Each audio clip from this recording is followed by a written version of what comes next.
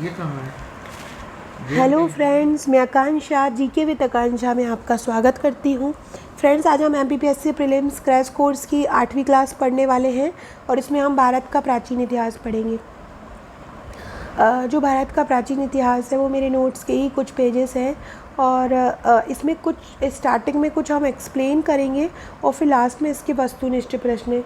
तो आज हम केवल उसका एक्सप्लेनेशन पढ़ेंगे कि क्या क्या हमको मेन फैक्ट पढ़ना है प्रीलिम्स के लिए। जो इम्पॉर्टेंट फैक्ट होते हैं वो हम अपने इसमें देखेंगे।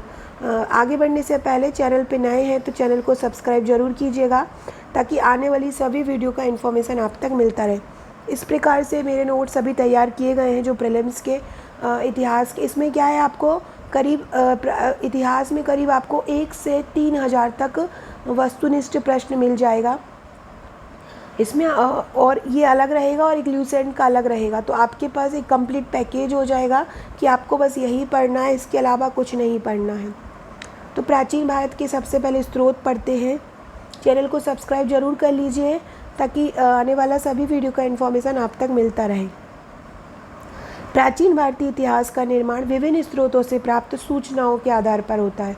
हम कैसे पता करते हैं कि ये प्राचीन भारतीय इतिहास इस सदी से इस सदी तक रहा, तो उस समय की सूचनाओं के आधार पर हम इसको पता करते हैं। प्राचीन भारतीय इतिहास को हम 2 भागों में बांटते हैं। पहला प्रथम साहित्यिक स्रोत और दूसरा द्वितीय पुरातात्विक स्रोत।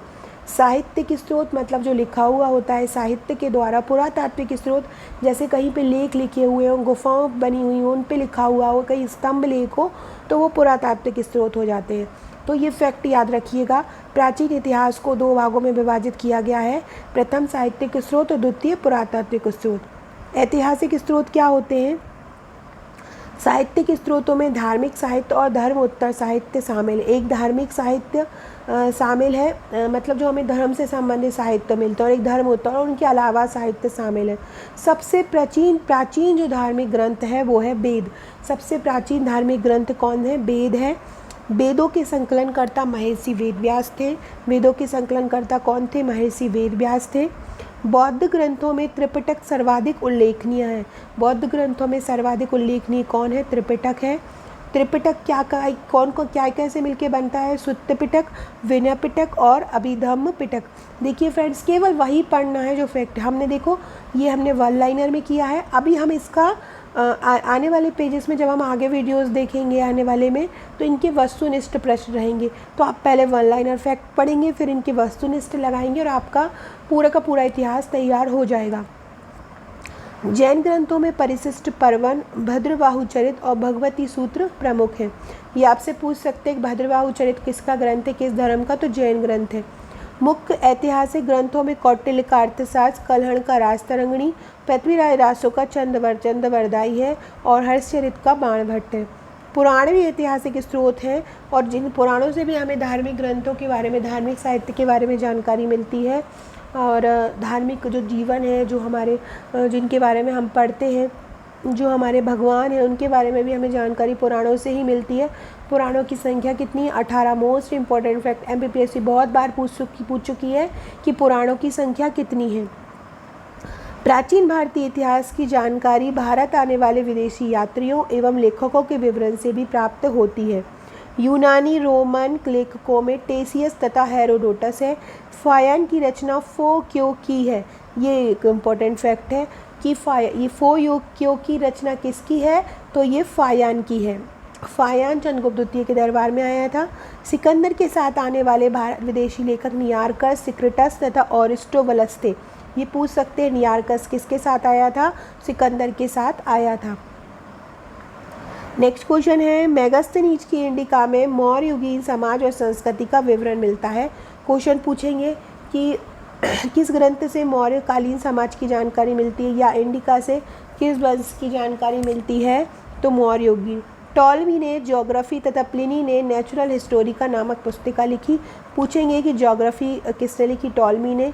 नेचुरल हिस्टोरिका किसने लिखी? प्लिनी। देखिए फ्रेंड्स, मैंने केवल फैक्ट कवर किया, आप देख रहे हैं। केवल आपको इनको पढ़ने में कोई वर्डन नहीं लगेगा, बस 1 to 1 लाइन आपको पढ़ता जाना है और करते जाना है। चीनी लेखकों में फायान, संयुगन, हैंसांग तथा इसिंग प्रमुख है। चीनी लेखक उनमें एक तुफायन प्रमुख है, एक संयोगन, एक हेनसांग तथा इत्सिंग। हेनसांग का वृत्तांत सीयू की नाम से प्रसिद्ध है। सीयू की नाम से कौन सा ग्रंथ प्रसिद्ध किसका है? हेनसांग का। अब हम पढ़ते हैं पुरातात्विक स्रोत। ये हमारे ऐतिहासिक स्रोत जो हमने पढ़े हैं। पुरातात्विक स्रोत जो खुदे हुए मिलते हैं। पुरातात्विक स्रोत साक्ष्यों में अभिलेख, मुद्रा, मूर्तियाँ, चित्रकला और स्मारक आते हैं। अभिलेख शिलाओं, स्तंभों, ताम्रपत्रों, दीवारों, मुद्राओं और प्रतिमाओं पर लिखे होते हैं। मध्य एशिया में भोगजकोई से प्राप्त अभिलेख में हित्ती नरेश सब्बिलोमा तथा मितन्नी नरेश मतिबजा के बीच संधि का उल्लेख है। अभिलेखों का अध्ययन क्या कहलाता है? पुरालेख शास्त्र या एपिग्राफी कहलाता है। सिक्कों का अध्ययन क्या कहलाता है? मुद्रा शास्त्र या न्यूमेस्टिक्स कहलाता है। 1837 में सबसे पहले जेम्स प्रिंसेप को अशोक के अभिलेख के पढ़ने में सफलता मिली। बेसनगर से प्राप्त गरुड़ स्तंभ लेख से भागवत धर्म का प्रसार का विवरण मिलता है। ये वेशनगर विदिशा में है। अब हम पढ़ते हैं प्राग ऐतिहासिक काल। तो प्राचीन भारतीय इतिहास के पूर्व प्राग ऐतिहासिक तथा आदि ऐतिहासिक नाम आना इतिहासकारों को इसको विभिन्न नामों से पुकारा है। प्राचीन भारतीय इतिहास के पूर्व ये नाम आता था। इसे हम निम्नलिखित बिंदुओं से समझ सकते हैं। नंबर 1 है पुरापाषाण काल। रॉबर्ट बुशफुट ने ये जो 50,000 से 10,000 ईसा पूर्व पहले व्यक्ति थे जिन्होंने 1863 में भारत में पुरापाषाण के औजारों की खोज की। डी टेरा व पेटरसन 1935 में इन विद्वानों ने पुरापाषाण अध्ययन में गति प्रदान की। सबसे पहले हम देखते हैं निम्न। ये पुरापाषाण काल को 3 भागों में बांटा है, निम्न, मध्य और उच्च। निम्न रहा है 25,000 से 1 लाख तक, 1 लाख से 40,000 तक, और ये रहा है 40,000 से 9,000 तक। 2,05,000 ईसा पूर्व से 10 लाख ईसा पूर्व तक, 10 लाख ईसा पूर्व से 2,50,000 ईसा पूर्व से 1 लाख ईसा पूर्व। मध्य पाषाण काल रहा है 1 लाख ईसा पूर्व से 40,000 ईसा पूर्व, और उच्च पाषाण काल रहा है 40,000 ईसा पूर्व से 9,000 ईसा पूर्व। जो निम्न पाषाण काल है वो पूर्व होमो इरेक्टस मानव का काल था। मध्य पाषाण काल निएंडरथाल मानव का काल था। उच्च पाषाण काल क्रो-मैग्नन मानव का काल था। मध्य पाषाण काल के बारे में पढ़ते हैं। CN कार्लाइन 9,000 से 4,000 ईसा पूर्व। इसके मुख्य स्थल हैं पश्चिम बंगाल में बीरभानपुर, तमिलनाडु में टेरी और राजस्थान में बागौर। नवपाषाण काल में लीब मैसूरिया सुब्बाराव 4,000 से 1,000 ईसा पूर्व में। सबसे पहला इसका क्या था कि नवपाषाण के सबसे पुराने अवशेष जो हैं दक्षिण भारत में संगनकल्लू में सुब्बाराव द्वारा उत्खनित किए। दूसरा है सामान्यतः दक्षिण भारत में जो नवपाषाण बस्तियाँ मिली हैं वो 2500 से 1,000 ईसा पूर्व की मिली हैं। अब ये हमारा पूरा हो गया, पुरापाषाण काल हो गया, मध्य पाषाण काल हो गया और नवपाषाण काल हो गया। तो निम्न पाषाण जो पुरापाषाण काल जो बोल रहे हैं ये पुरापाषाण काल है, ये 5 लाख से 10,000 ईसा पूर्व समथिंग है, और जिसमें निम्न 2,50,000 से 2,50,000 से 1 लाख ईसा पूर्व। मध्य पाषाण काल 1 लाख से 40,000 और उच्च पुरापाषाण युग 40,000 ईसा पूर्व से 9,000 ईसा पूर्व तक था। अब पढ़ते हैं सिंधु घाटी सभ्यता के बारे में। थोड़ा पढ़ लेते हैं, थोड़ा हम नेक्स्ट वीडियो में पढ़ेंगे।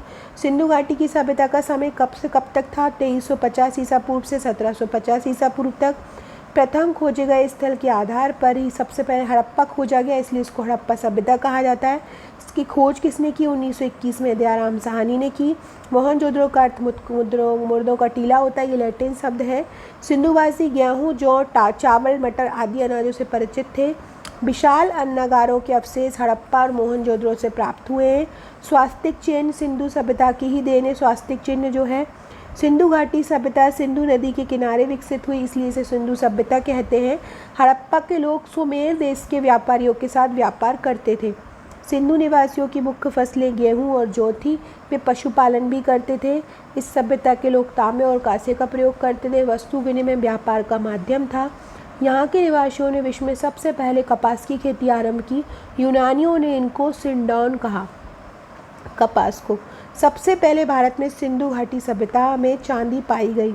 ये इम्पोर्टेंट फैक्ट है। सिंधु पर सामाजिक जीवन, सिंधु सभ्यता में परिवार समाज का आधार था जो मातृसत्तात्मक था।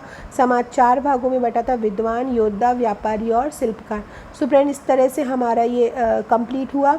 आज का जो हमारा डे था, इसमें मैंने आपको सिंधु घाटी सभ्यता करवाई है और ये प्राग ऐतिहासिक काल।